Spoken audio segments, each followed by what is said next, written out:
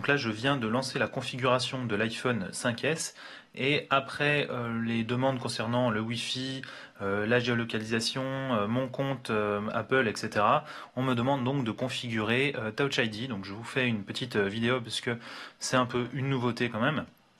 Donc là, on nous demande d'analyser le doigt que l'on utilise habituellement pour le bouton principal. Donc généralement, quand vous prenez votre iPhone, probablement ça va être votre pouce de cette façon. Voilà. Là, il nous demande de laisser puis reposer plusieurs fois pour qu'il scanne selon si vous appuyez pas toujours au même endroit, pas toujours de la même façon, pour qu'on reconnaisse dans tous les cas votre doigt. Voilà. Donc j'essaye avec vraiment plusieurs parties du pouce.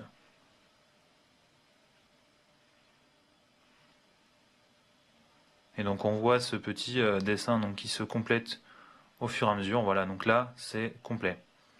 Là on nous demande d'ajuster la prise, continuer afin de capturer le contour de votre empreinte. Donc là on nous demande encore une fois donc de positionner le doigt plusieurs fois, donc ça prend quelques minutes. Là voilà, la configuration est réussie. Notre empreinte peut désormais déverrouiller le smartphone. Donc on va continuer. On va créer un code.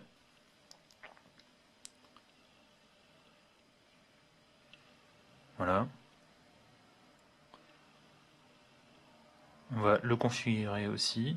Utiliser Siri.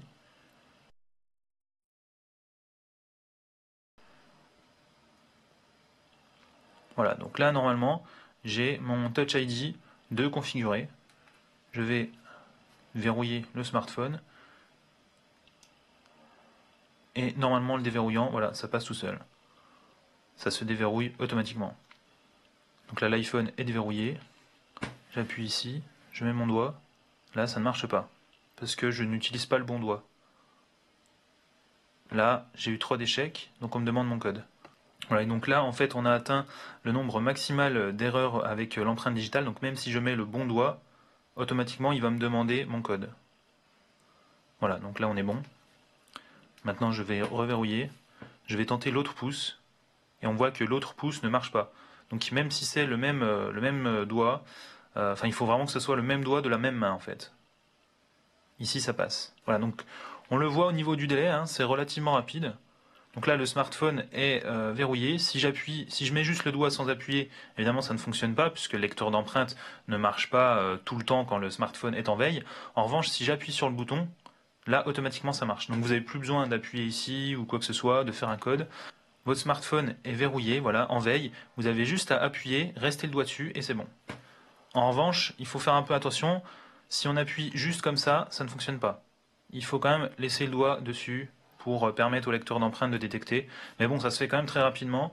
Là, je vais mettre le doigt, je laisse et voilà, c'est déjà déverrouillé. Donc c'est vraiment instantané et ça marche plutôt bien. J'ai pas réussi à le déverrouiller avec un autre doigt pour l'instant, hein. À chaque fois, c'est un échec. Donc la sécurité, ça a l'air de marcher, même si c'est pas du tout une preuve de fiabilité, mais ça a l'air de fonctionner. Et vraiment, j'ai aucun échec avec le doigt qui a été enregistré, hein. Comme on l'a vu, j'ai fait un petit setup d'une minute maximum où j'ai mis une dizaine de fois mon empreinte. Et maintenant, vraiment, il y a aucun problème.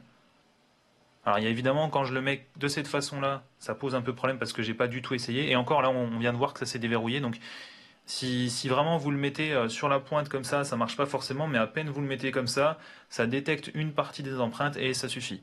Sachant qu'on peut toujours retourner ensuite dans le menu Touch ID pour configurer de nouvelles empreintes, pour ajouter le doigt de quelqu'un d'autre par exemple, ou améliorer donc la reconnaissance en mettant son doigt de cette façon pour que le jour où on déverrouille vraiment sur un peu tout au bout du doigt, ça fonctionne quand même.